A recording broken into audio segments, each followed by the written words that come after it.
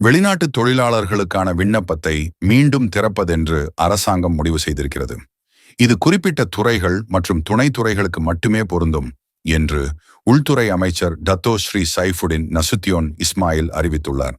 இதில் சம்பந்தப்பட்ட அமைச்சுகளின் பரிந்துரைகள் அடிப்படையில் 3 துறைகள் மற்றும் 10 துணை துறைகளுக்கு ஒன்றன் பின் ஒன்று என்ற அடிப்படையில் விண்ணப்பங்கள் மீண்டும் திறக்கப்படும் என்று தமது அமைச்சுக்கும் மனிதவளத்துறை அமைச்சுக்கும் இடையில் நேற்று நடந்த ஒரு கூட்டுக்குழு கூட்டத்தில் கலந்து கொண்ட பின்னர் சைஃபுடின் தெரிவித்தார்.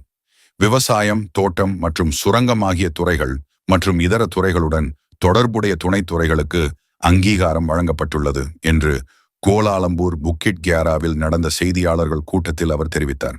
இதனிடையே சேவைத்துறையின் கீழ் மொத்த வியாபாரம் மற்றும் சில்லறை, பொருள் சேமிப்பு கிடங்கு, பாதுகாப்பு சேவை, பழைய இரும்பு தொழில்துறை, உணவகங்கள், சலவை, சரக்குகளை கையாள்வது மற்றும் தூய்மை பணியாளர்கள் ஆகிய துணைத்துறைகளுக்காகவும் அந்நிய தொழிலாளர்களுக்கு விண்ணப்பிக்க அனுமதி வழங்கப்பட்டுள்ளது. கட்டுமானத் துறையை சேர்ந்தவர்கள் அரசாங்க திட்டங்களுக்காக மட்டுமே அந்நிய தொழிலாளர்களுக்கு விண்ணப்பிக்க முடியும். தயாரிப்புத் துறையின் கீழ் மலேசிய முதலீட்டு மேம்பாட்டு அதிகார தரப்பின் கீழ் புதிய முதலீடு செய்வதில் ஈடுபட்டுள்ள வர்த்தகங்கள் அவ்வாறு விண்ணப்பிக்கலாம். சம்பந்தப்பட்ட தொழில்துறையினர் இப்போது தொடங்கி டிசம்பர் 31 வரையில் இதற்கு விண்ணப்பம் செய்யலாம்.